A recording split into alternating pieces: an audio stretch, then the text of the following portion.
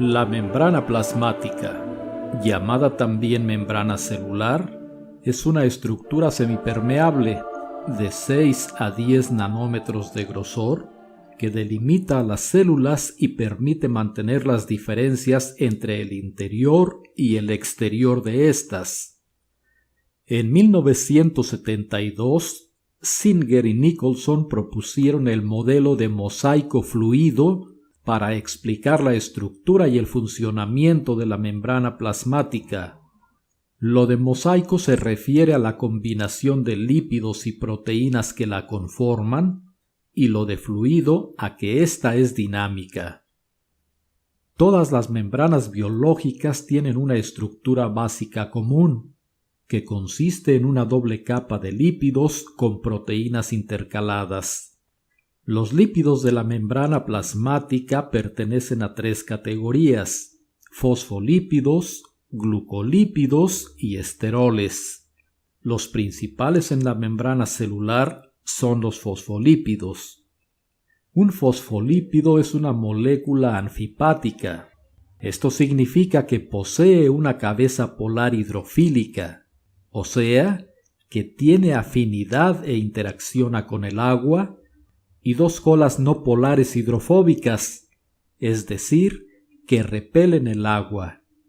Para integrar la membrana plasmática, los fosfolípidos forman una doble capa, conocida como bicapa lipídica, en donde las cabezas polares quedan expuestas en ambas superficies de la bicapa y las colas no polares forman una fase hidrofóbica entre ellas. Las capas de la membrana son asimétricas, pues la monocapa exterior o no citosólica contiene los fosfolípidos fosfatidilcolina y esfingomielina, y la monocapa interior o citosólica contiene fosfatidiletanolamina y fosfatidilserina principalmente. Además, la monocapa exterior contiene glúcidos en su superficie. Estos glúcidos son oligosacáridos unidos covalentemente a los lípidos, formando glucolípidos, y a las proteínas, formando glucoproteínas. A este conjunto de oligosacáridos unidos a lípidos y proteínas se le llama glucocálix, cuyos componentes forman marcadores celulares distintivos que permiten a las células reconocerse entre ellas.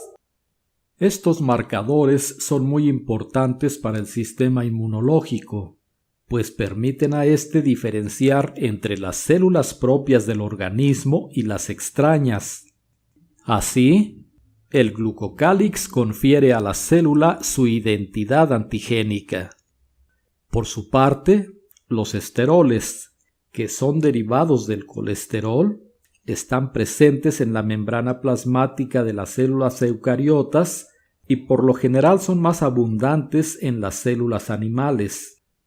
Los esteroles no existen o son escasos en las membranas plasmáticas de las células procariotas.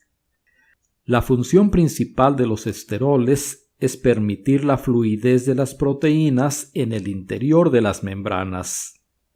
La fase hidrofóbica de la bicapa de lípidos hace que la membrana sea semipermeable. Así, por ejemplo, 1. Es permeable al paso de moléculas hidrofóbicas pequeñas como oxígeno, dióxido de carbono y nitrógeno. 2. Es parcialmente permeable al agua, el etanol, el glicerol y la urea. Y 3. Es impermeable al paso de iones como hidrógeno, sodio, potasio, calcio y cloro, al igual que de moléculas hidrosolubles como glucosa, aminoácidos y la mayor parte de las moléculas polares. Las membranas biológicas contienen un índice porcentual entre lípidos y proteínas de aproximadamente 50-50, pero esta proporción es variable.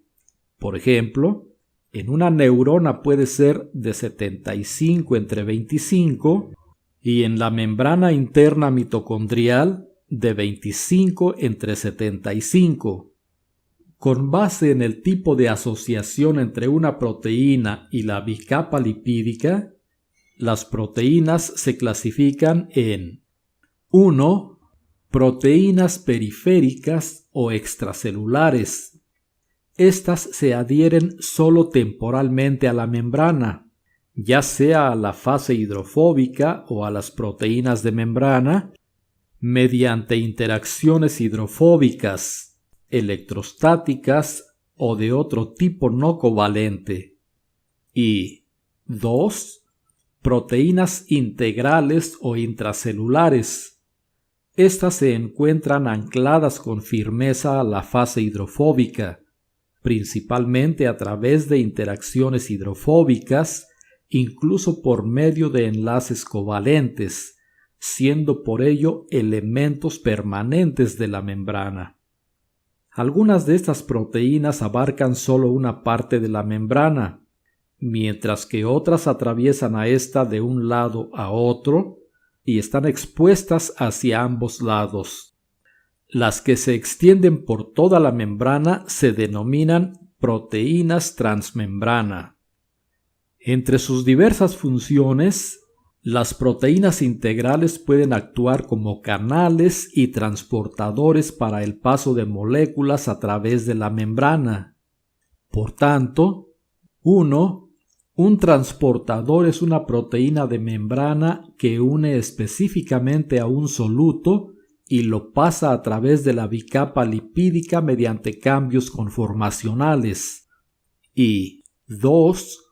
Un canal es una proteína de membrana que forma un poro hidrofílico a través de la membrana, el cual permite que solutos específicos, por lo general iones pequeños como hidrógeno, sodio, potasio, calcio y cloro, crucen la membrana a favor de su gradiente electroquímico. Todos los canales y muchos transportadores solo permiten el paso de solutos a través de membranas en forma pasiva, a favor de su gradiente de concentración, es decir, permitiendo el flujo desde la región con mayor concentración hacia la de menor concentración. Según el requerimiento energético, hay dos tipos de transporte a través de una membrana: transporte activo y transporte pasivo, que se analizan en otro video de este mismo canal. En resumen, las principales funciones de la membrana celular como un todo son: 1. Conservar la integridad estructural de la célula, manteniendo separados los medios externo e interno. 2.